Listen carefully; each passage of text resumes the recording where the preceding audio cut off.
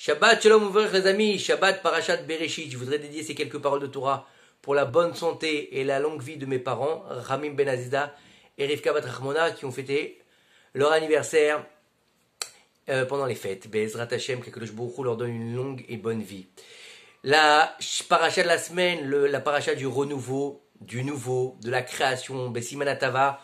On recommence au Sefer Torah qu'on a fini pendant Simchat Torah, Vezot HaBeracha, on a fini sur une bénédiction. Et là, on recommence sur Bereshit. Il est très difficile de résumer le Sefer Bereshit en quelques minutes, de faire un résumé de ce Sefer tellement grand, Sefer qui détient 12 parachiotes, qui est le plus gros Sefer au niveau du Sefer Torah, c'est-à-dire qu'il y a 15 parchemins pour écrire le Sefer Bereshit, c'est le plus gros Sefer, c'est le Sefer le plus complet, les mots les plus compliqués à écrire au niveau du Sefer Torah. Et on sait très bien que le Sefer Bereshit commence par Bereshit, par la lettre Bet. Pourquoi il ne commence pas par la lettre Aleph? Parce que, en fait, le Sefer Bereshit va nous donner les bases de toute la création du monde, c'est-à-dire la dualité. Comment? Le monde a été créé sur la dualité. Tout est son contraire. Ça commence l'obscurité et la lumière, les eaux d'en bas, les eaux d'en haut. Le ciel et la terre, la nuit et le jour, etc., etc. Donc on est dans la dualité, l'homme et la femme. L'homme, il est en dualité. Il est constitué d'exactement la même chose des deux côtés. Donc c'est une partie, on a un côté, l'autre partie, on a exactement la même chose, et on les rapproche, ça fait un être humain, que ce soit un homme ou une femme. Et les enfants, bien sûr. Et donc on est dans la dualité, on est dans la lettre bête, le Bereshit, celle qui est fermée derrière, et qui est fermé en haut et en bas, qui va vers l'avant. Bereshit bara Elohim. On a plusieurs explications sur ce bête, rien que sur le bête, on nous dit qu'il y a plus de 70 explications rien que sur les bêtes. Et bien sûr, on l'appelle aussi le Sefer HaYetzira, le Sefer HaYashar, le livre de la création du monde. C'est un livre, le premier des livres du Sefer Torah, Bereshit Shemot Vayikra Bamidbar Devarim, où il y a le moins de mitzvot. On trouvera beaucoup plus d'autres mitzvot ensuite, mais dans celui-là, très peu de mitzvot. Dans la paracha de la semaine, on a une seule mitzvah. C'est la première mitzvah des 613 mitzvot, qui est la mitzvah de procréer et d'avoir des enfants. Procréer et multiplier. Pérou, Urvu ou Milou et Arrêté, remplissez la terre. Akadosh Baruch Hu, il va nous créer le monde. Donc on va regarder dans Sefer, et si on lit le Sefer Bereshit, pas que la Parashat Bereshit, on va voir des histoires, on va rencontrer des personnages principaux et secondaires. On peut se dire, mais quel intérêt? Pourquoi est-ce que la Parasha n'a pas commencé par la sortie d'Égypte? Pourquoi est-ce que la Parasha n'a pas commencé par les mitzvot? Pourquoi est-ce qu'un Sefer Torah commence par la création du monde, par ces personnages comme Avraham, Yitzhak, Yaakov, et les personnages secondaires, Lot, Avimelech, Esav? Pourquoi est-ce qu'on a tous ces personnages? Pourquoi est-ce qu'on a une espèce de conte et de légende dans le Sefer de Bereshit? Et nos sages nous expliquent en fait, c'est que la Torah n'aurait pas pu être donnée si on n'était pas passé par le Sefer Bereshit d'abord. Pourquoi? Parce que dans le Sefer Bereshit, c'est vrai qu'il n'y a pas de mitzvot, mais on nous montre les vertus de nos patriarches, on nous montre les vertus qu'il faut avoir pour être un bon juif. Avraham, il était Chesed, Yitzhak, il était Gevura, Yaakov, il était Tiferet. C'est quoi?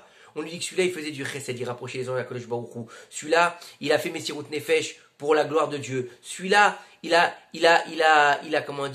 jamais volé son beau-père. Et on voit en fait qu'ils ont fait aussi tout cela, la réparation du premier homme. Puisque dans la paracha de cette semaine, la paracha Bereshit, on parle de la faute originelle. Alors il n'y a pas de pomme, ça n'existe pas la pomme. L'homme, il n'a pas croqué dans la pomme, la femme n'a pas croqué dans la pomme.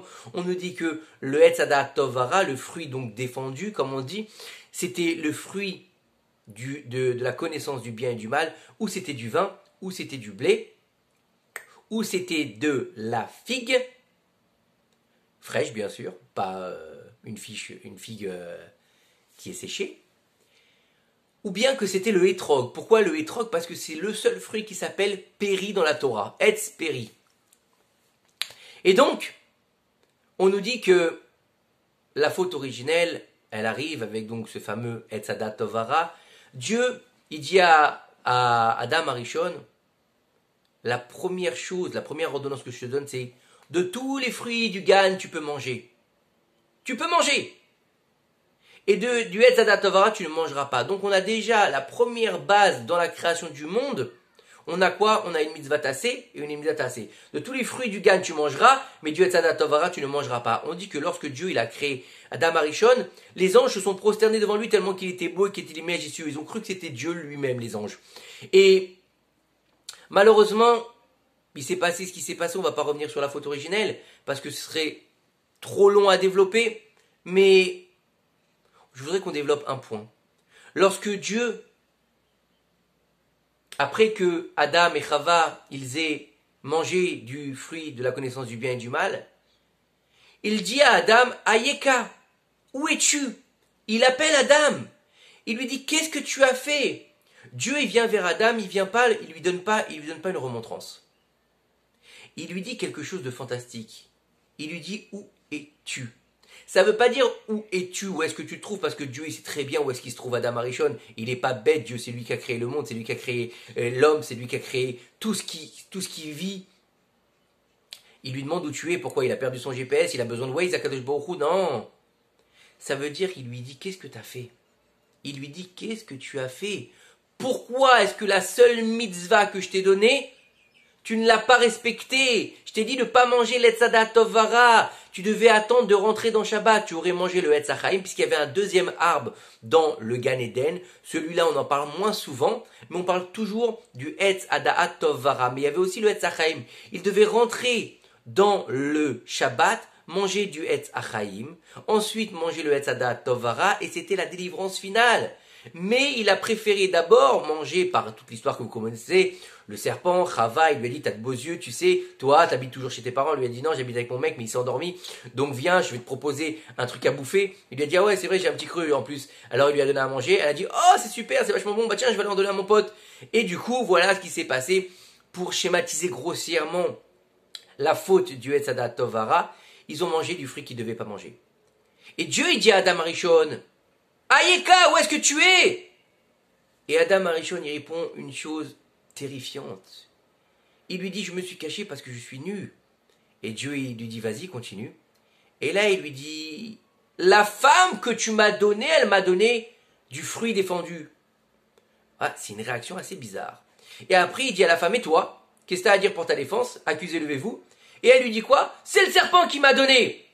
Ça veut dire qu'en fait, la femme et l'homme, ils n'ont pas reconnu leur faute. Ils n'ont pas fait teshuva. Dieu leur donne la perche pour faire teshuva et ils font preuve de kfouï tova. C'est quoi? Ils font preuve d'ingratitude. Adam, Dieu a créé la femme en disant, faisons à l'homme une aide en face de lui pour pas qu'il ne soit seul. Parce que l'otov, il y a Adam Levado. Il n'est pas bon que l'homme soit seul. C'est la première fois qu'on trouvera dans la Torah le mot l'otov, qu'il n'est pas bon. Donc à tel point qu'il faut savoir que l'homme, il n'est pas complet tant qu'il n'est pas marié. C'est l'homme qui doit aller chercher sa femme et pas la femme qui doit aller chercher son mari, puisque c'est lui qui doit aller la trouver pour trouver sa moitié, pour être shalem, pour être complet. Et au lieu de dire à Kadosh Baruch Hu, écoute, je suis désolé, t'as raison, tu m'as donné une ordonnance et moi je ne l'ai pas respectée, et je vais faire tchouva, Khatati, Hacham, Pagadnou, on a fauté, on est désolé, Yom Kippour, je sais pas, n'importe quoi. Amende-toi, dis que t'as fait une bêtise, reconnais tes erreurs. Non, qu'est-ce qu'il lui dit? Il fait preuve d'une ingratitude ultime, c'est la femme que tu m'as donnée qui va faire manger. Première ingratitude. À la femme, elle est responsable puisqu'elle a été charmée par le serpent, c'est pour ça qu'on appelle les charmeurs de serpents. Et elle a mangé, et au lieu de dire à Kadosh Baruch Hu, c'est vrai, je suis tombé, je me suis trompé. Tu as dit à mon mari qu'on n'avait pas le droit de manger du fruit défendu. Lui, il m'a dit de ne pas manger, de ne pas toucher. Donc il a été Baal Tosif, il a rajouté une loi, ce qui m'a mis dans l'embarras parce que quand le serpent m'a poussé contre l'arbre, je ne suis pas mort. Donc j'en ai conclu que je pouvais aussi le manger puisque je n'étais pas morte. Donc d'où l'importance d'avoir un Rav qui va nous expliquer correctement les lois et pas aller voir Rav Google qui va nous dire ça c'est permis, ça c'est interdit. On appelle un Rav, on demande un Rav, parce que chaque cas, il est particulier. Dans un cas, c'est kasher, dans un cas, c'est taref. Chaque petite différence, elle peut changer le monde. Et on a vu ce qui s'est passé. Ils étaient éternels, ils sont devenus mortels. Pour une petite phrase, un petit mot en plus en lui disant tu ne toucheras pas et tu ne mangeras pas. Et le serpent s'est servi de ça en disant ah, tu touches pas, il l'a poussé contre l'arbre.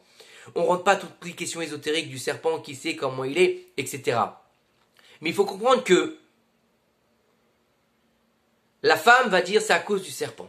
Et bien sûr, le serpent, il a plus de réponse. Et là, le Midrash, il est horrible sur le serpent, puisqu'on nous dit que le serpent, il était debout, il avait des bras, il avait des jambes, il parlait.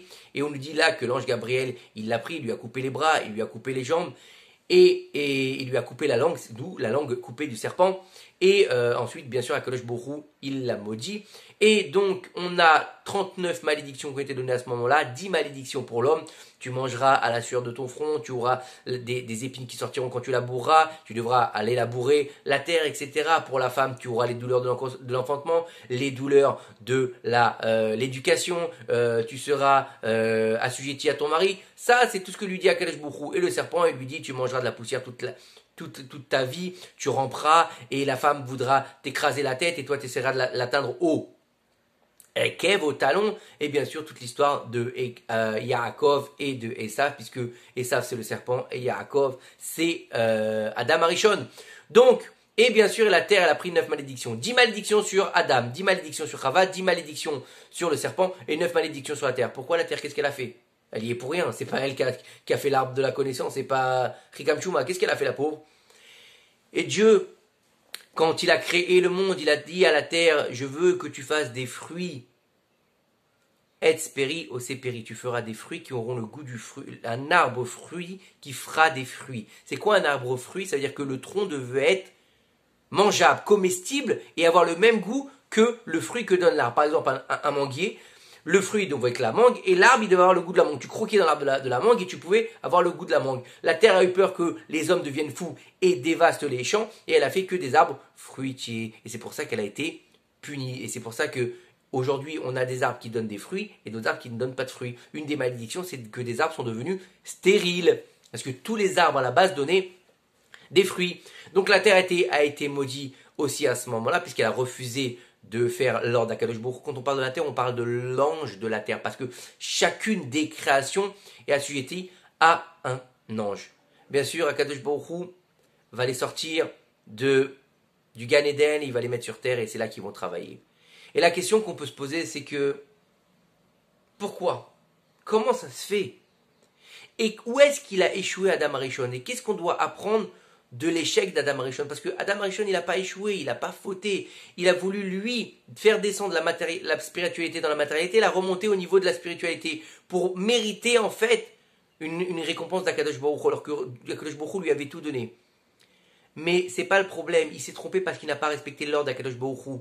Quand Dieu te dit fais comme ça, c'est une mitzvah. Quand toi tu prends une initiative, c'est de la Avodazara. Donc Adam Arishon, il a fait Avodazara, Shfichut Damim et Gilou Yarayot. Il a fait de la Avodazara en consommant de l'arbre du bien et du mal, puisqu'il a fait un travail extérieur que Dieu ne lui avait pas demandé. Avodazara, c'est un travail, comment on appelle ça? Étranger, c'est ce qu'il a fait. Il a fait Shfichut Damim, il a fait le meurtre en amenant la mort sur le monde, et il a fait Gilou Arayot en ayant des rapports en pleine journée, et c'est comme ça que le serpent, le Nachash, les a vus et qu'il a désiré Chava, d'où de la faute originelle, les Ohamat Nachash, c'est un autre sujet, on ne peut pas rentrer là-dedans aujourd'hui. Et donc, pour réparer tout ça, dans le Sefer Devarim, justement, le Sefer Bereshit, le Sefer Hayashar, le Sefer des Havot, on verra que les Havot seront là pour réparer les 3 fautes originelles. Abraham réparera le problème de l'idolâtrie, Yitzhak qui répara en rapprochant les gens sous les ailes de la Shekhinah, comme il marquait, et les âmes qu'il a fait à Haran. Donc il faisait du prosélytisme pour que les gens arrêtent la Vodazara, pour réparer la faute de la Vodazara d'Adam Arishon.